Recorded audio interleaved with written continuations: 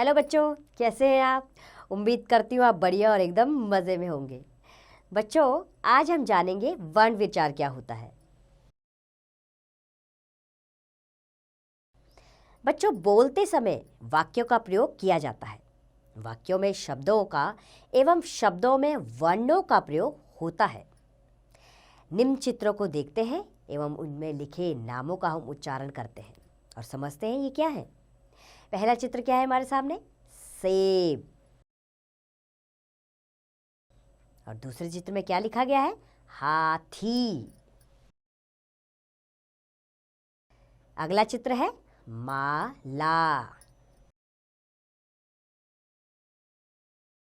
और अगले चित्र में क्या लिखा गया है?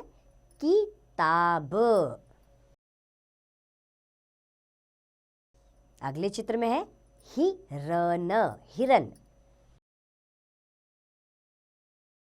और आखिरी चित्र जो हमारे सामने है उसमें क्या लिखा गया है? गुलाब, गुलाब। तो बच्चों, इन शब्दों को अगर आप ध्यान से पढ़ेंगे तो पाएंगे कि प्रत्येक शब्द का निर्माण कुछ ध्वनियों से बना है। जैसे सेब, इसमें कितनी ध्वनियां हैं? 4। स ए ब अ, सेब। हाथी, हाथी में भी 4 ध्वनियां हैं। ह आ थ ई। और माला, माला में भी 4 ध्वनियां हैं। म आ ल आ। और गुलाब, गुलाब किन ध्वनियों से मिलकर बना है? ग उ ल आ ब अ। और हिरन, हिरन में कितनी ध्वनियां हैं? ह इ र अ न अ। और किताब, किताब भी कई ध्वनियों से मिलकर बना है। क इ त आ ब अ। तो बच्चों, इन छोटी छोटी ध्वनियों को ही वर्ण कहा जाता है। क्या कहते हैं इन्हें? इन छोटी छोटी ध्वनियों को ही वर्ण कहते हैं। वर्ण को अक्षर भी कहा जाता है, यानी आप वर्ण कह लीजिए या अक्षर कह लीजिए। वर्ण भाषा की वह सबसे छोटी इकाई है जिसके और खंड नहीं हो सकते। खंड का अर्थ होता है बच्चों, इसके और टुकड़े नहीं किए जा सकते। अब जानते हैं वर्णों के प्रकार कितने होते हैं, यानी वर्ण कितने प्रकार के होते हैं। बच्चों, हिंदी भाषा में वर्ण 2 प्रकार के होते हैं, स्वर और व्यंजन। अब स्वर क्या है, सबसे पहले इन्हें जानते हैं। स्वर ये ऐसी ध्वनियां हैं जिनका उच्चारण करते समय किसी अन्य वर्ण की सहायता नहीं ली जाती, यानी इनका उच्चारण करने के लिए हमें किसी और वर्ण की सहायता नहीं लेनी होती। हिंदी में स्वरों की संख्या कितनी है? 11 है। ध्यान से सुनिए, हिंदी में स्वरों की संख्या 11 है। आइए इन्हें भी पढ़ते हैं। कौन कौन से 11 स्वर हैं हमारे? अ, आ, इ, ई, उ, ऊ, री, ए, ऐ, ओ, औ। हो गए ना 11?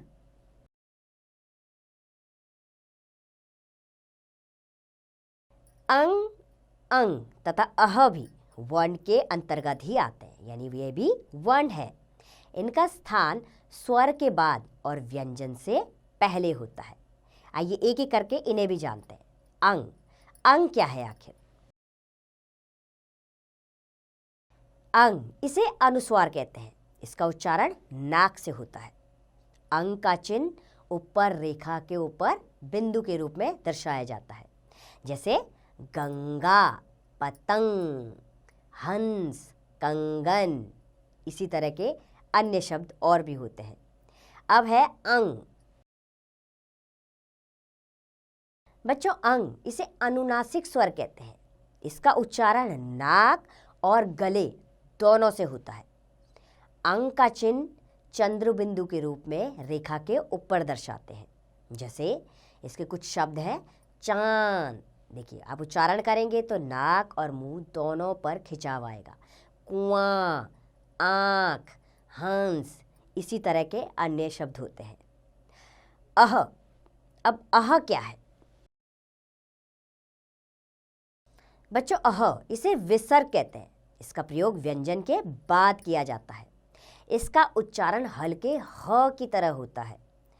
अह का चिन्ह 2 बिंदुओं के रूप में दर्शाया जाता है, जैसे प्रातः, अतः आदि। अंग्रेजी भाषा के प्रभाव के कारण आ को भी स्वर की मात्रा में शामिल कर लिया गया है। आ के ऊपर आगत ध्वनि का चिन्ह होता है, यानी कि अर्धचंद्र, बिंदु नहीं दर्शाया जाता, अर्धचंद्र के रूप में आगत ध्वनि का चिन्ह होता है, जैसे डॉक्टर, बॉस आदि। इसे आगत स्वर कहते हैं, यानी ये उन शब्दों के ऊपर लगता है जो अंग्रेजी भाषा से हिंदी भाषा में आए हैं। चलिए अब स्वर की मात्राएं क्या है, इन्हें जानते हैं। बच्चों, भाषा को शुद्ध सीखने के लिए हमें मात्राओं का सही ज्ञान और प्रयोग करना आना चाहिए। हिंदी में स्वरों का प्रयोग 2 प्रकार से किया जाता है। क है स्वतंत्र रूप से,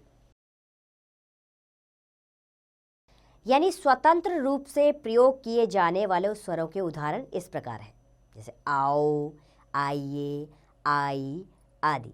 यानी स्वर मात्रा के रूप में भी आते हैं और स्वतंत्र रूप से भी। अगला है हमारा ख, व्यंजन के साथ। व्यंजनों के साथ जब स्वरों का प्रयोग किया जाता है तो स्वरों को उनके असली रूप में नहीं जोड़ा जाता, बल्कि उनके चिन्हों को जोड़ा जाता है, यानी जिन्हें हम मात्राएं कहते हैं। अ को छोड़कर सभी स्वरों की मात्राएं होती हैं, अर्थात व्यंजन के साथ लगने वाले स्वर के विशेष चिन्ह मात्रा कहलाते हैं। तो चलिए स्वरों की मात्राएं कौन कौन सी है, इन्हें जान लेते हैं। आ स्वर है, मात्रा एक डंडे के रूप में दर्शाई जाती है। व्यंजन के साथ कैसे लगती है? क, आ, ल, आ। क्या बना शब्द? काला। ई ये व्यंजन के आगे लगती है। व्यंजन के साथ मिलकर कैसे बना शब्द? क, ई, ल, आ, किला। बड़ी की मात्रा व्यंजन के पीछे से आती है। क, ई, ल, अ, कील। उ ये व्यंजन के नीचे लगती है इसकी मात्रा। क, उ, ल, उ, कुल। ऊ बड़े ऊ की मात्रा, ये भी व्यंजन के नीचे दर्शाई जाती है। कैसे होता है इसके व्यंजन के साथ प्रयोग? क, उ, ल, अ, कूल। री की मात्रा भी व्यंजन के नीचे आती है। क, री, प, आ, कृपा। ए की मात्रा व्यंजन के ऊपर, रेखा के ऊपर लगाई जाती है। क, ए, ल, आ, केला। आए की मात्रा ये भी व्यंजन के ऊपर आती है, 2 मात्राओं के रूप में इसे दर्शाया जाता है, जैसे क, ए, स, आ, कैसा। ओ की मात्रा एक डंडा और साथ में व्यंजन के ऊपर, रेखा के ऊपर एक मात्रा आती है। क, ओ, ट, अ, कोट। आओ की मात्रा एक डंडे के रूप में आती है और रेखा के ऊपर 2 मात्राएं इसमें दर्शाई जाती हैं, जैसे क, औ, न, अ, कौन।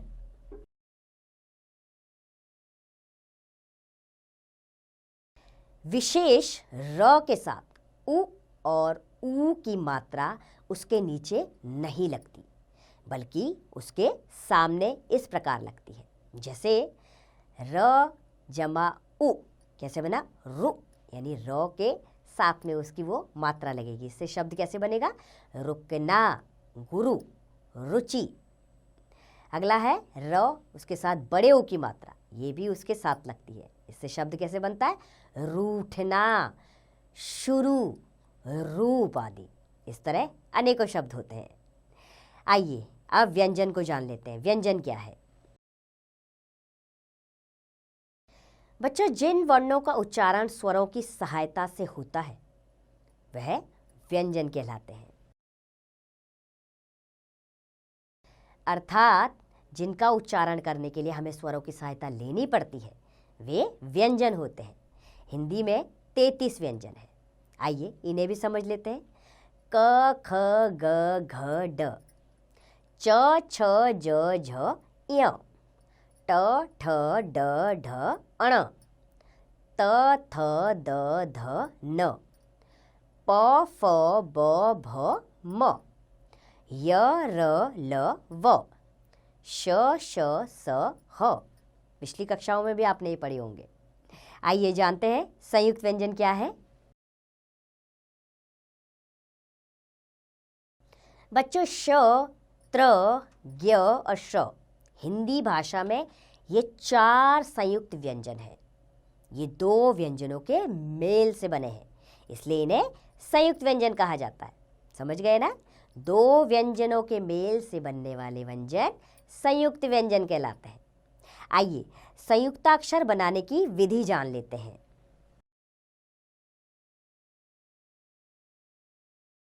क, पाई हटाकर यानी डंडा हटाकर, जैसे विश्व। अच्छा, इसमें चौ में से पाई हटा दी, श में से पाई हटा दी, आधा श। प्रचार, स्वतंत्र, सौ में से पाई हटा दी और आधा सौ आ गया, यानी पाई हटा के वह वर्ण आधा उच्चारण में आ जाता है। जैसे अभी हमने पढ़े विश्व, अच्छा, प्रचार, स्वतंत्र आदि। ख है हमारा हलंत लगाकर। बिना पाई वाले शब्दों को हलंत लगाकर उनका अरहित रूप दिखाया जाता है, यानी हल चिन्ह लगाकर ये समझ लीजिए वो वर्ण स्वर रहित है, उसमें स्वर का उच्चारण नहीं करना है। जैसे लठ, इसमें ट, इसमें हल चिन्ह लगा हुआ है, इसे फटाफट बोल देना है, लठ, इसमें रुकना नहीं है। चिट्ठी, ट को फटाफट बोलना है। इसी तरह अनेकों शब्द बनाए जाते हैं। ग है हमारा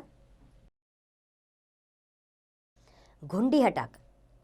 क, फ जैसे वर्णों के अंत का गोल हिस्सा कट जाता है। जैसे भक्त, क देखिए इसमें आधा हो गया, यानी इसकी घुंडी हटा दी। दफ्तर, फ की भी घुंडी हटा दी गई। मक्खी, तो घुंडी हटाकर इस तरह इसे आधा प्रयोग में लाया जाता है और इसका उच्चारण किया जाता है। तो बच्चों, स्वरों और व्यंजनों को मिलाकर हिंदी की वर्णमाला बनती है। वर्णमाला क्रम से लिखी जाती है। प्रत्येक भाषा की अपनी एक वर्णमाला होती है। अंग्रेजी भाषा में 26 वर्णों की वर्णमाला होती है, जिन्हें अल्फ़ाबेट्स कहा जाता है, और हिंदी भाषा में 44 वर्ण है, 11 स्वर हैं और 33 व्यंजन है। अर्थात वर्णों के एक निश्चित क्रम में बंधे समूह को वर्णमाला कहते हैं। समझ गए ना आप? वर्णों के एक निश्चित समूह को वर्णमाला कहते हैं।